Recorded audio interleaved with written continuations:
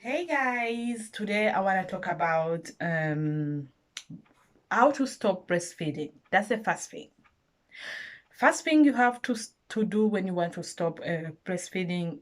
A little bit about my story. I breastfeeded my son for about 2 years and 7 months, about 8 months, I can say. It was like one challenge you have when you're breastfeeding, it's always that you find people that don't accept the way you are with your son. I took my time and I enjoyed the time I had with my son, and that's very important as a mother to know that you enjoy the time with your son, especially when you're breastfeeding mommy. It is the best beautiful thing you can do. So I breastfeeded my child and I crossed my my ears for the people that were criticizing me, and I enjoyed it.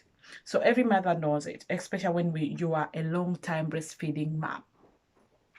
So the back to the point, I wanted to talk about how to stop breastfeeding, and I think there are a lot of parents, mothers that talk about it, how to stop it. So my situation was a little bit very different, because he was like, if you're a long time breastfeeding mom, you have a problem of your son knows more. He knows how important is breast and how good it is to have time with mom. So with my son, when he was started kindergarten and all this, I had to tell him, you're a big boy, and soon you have to stop being breastfeeded. He didn't like it. He didn't like this feeling. Like he was feeling like a child, like a baby. So yeah, and what I did was the first day I tried it, it didn't work, of course. As a mother, you don't feel good when seeing your child crying. So what I did was I separated the bed. The first thing I searched like other parents on YouTube.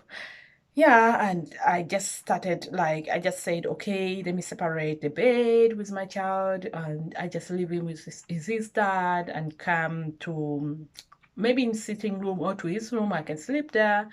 But the worst thing, he had me and he knew mom is in the sitting room. So when he woke up and touched that was dad, he just came to the sitting room. So it didn't work.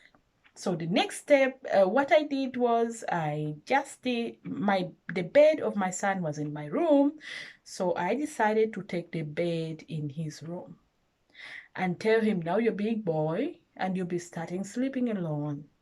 That means there's no breast. So every time he woke up, he just touched, he's alone in the bed, he cried, and it was not easy for me. Like, it's not good for all parents. Of course, he cried for about 5 minutes and struggling 10 15 minutes.